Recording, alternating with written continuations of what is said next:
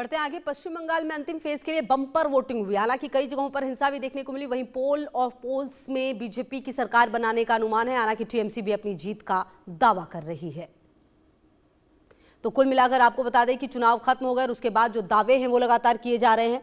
और इलेक्शन के दौरान आज भी कुछ जगहों पर मारपीट की तस्वीरें देखी गई हैं और हिंसा की तस्वीरें देखी गई और नारेबाजी भी लगातार टीएमसी के समर्थक अपने लिए करते आए, बीजेपी के समर्थक अपने लोगों के लिए करते हुए नजर आए। और कुल मिलाकर अब जब एग्जिट पोल आ रहा है तो उसके मुताबिक पश्चिम बंगाल में आपको बता दें कि बीजेपी की सरकार बनने का दावा किया जा रहा है।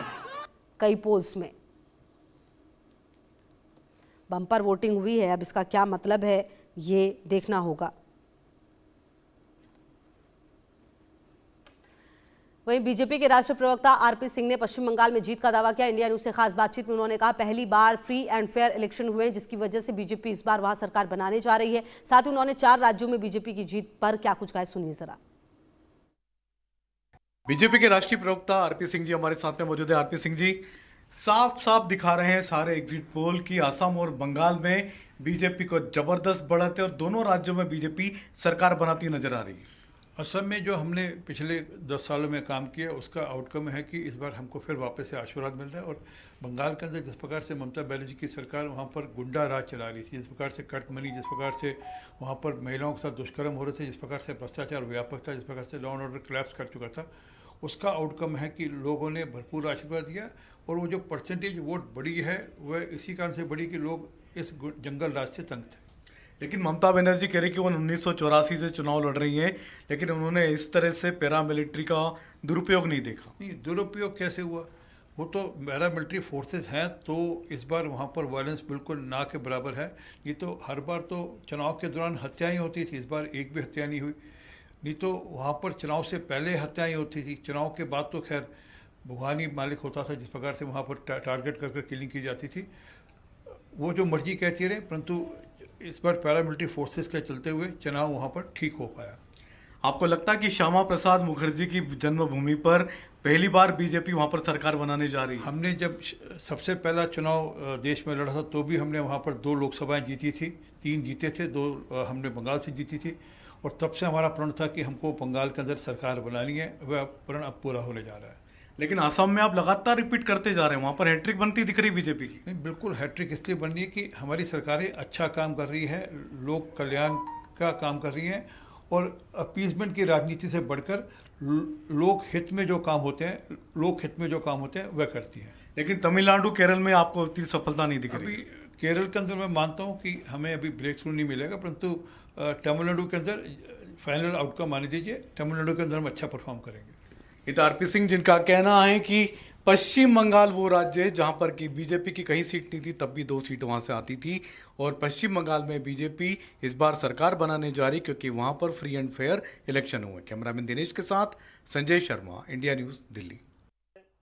এই বাড়ি পাল্টানো দরকার, চাই बीजेपी सरकार। असम जीतेंगे, बंगाल जीतेंगे, शंका नहीं इस बार। এই বাড়ি পাল্টানো দরকার, চাই बीजेपी सरकार। अब भरोसे का शासन होगा, भय होगा फरार। এই বাড়ি পাল্টানো দরকার, चाई बीजेपी सरकार।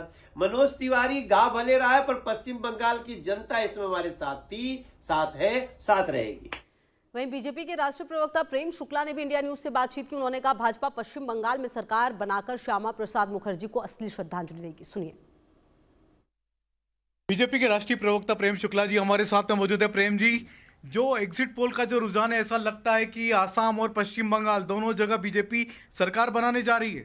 असम में भी बनाएगी, बंगाल में भी बनाएगी, साथ ही साथ पुदुचेरी में भी भारतीय जनता पार्टी के सहयोग से राष्ट्रीय जनतांत्रिक गठबंधन की सरकार बनना तय है। और इतना ही नहीं, जब एग्जैक्ट पोल आएगा तो तमिलनाडु में भी राष्ट्रीय जनतांत्रिक गठबंधन की सरकार बनना निश्चित है। सिर्फ केरल ऐसा राज्य है जहां पर भारतीय जनता पार्टी के वोट प्रतिशत में वृद्धि होगी, लेकिन अभी हम सरकार बनाने की दौड़ में नहीं है। लेकिन प्रेम जी, ममता बनर्जी कह रही है 1984 से वो चुनाव लड़ रही हैं, लेकिन इतनी बड़ी संख्या में पैरामिलिट्री फोर्सेस का दुरुपयोग उन्होंने। तो वहीं बीजेपी के राष्ट्रीय प्रवक्ता आरपी सिंह ने भी पश्चिम बंगाल में जीत का दावा किया। इंडिया न्यूज से खास बातचीत में उन्होंने कहा, पहली बार फ्री एंड फेयर इलेक्शन हुए, जिसकी वजह से बीजेपी इस बार यहां सरकार बनाने जा रही है। सुनिए।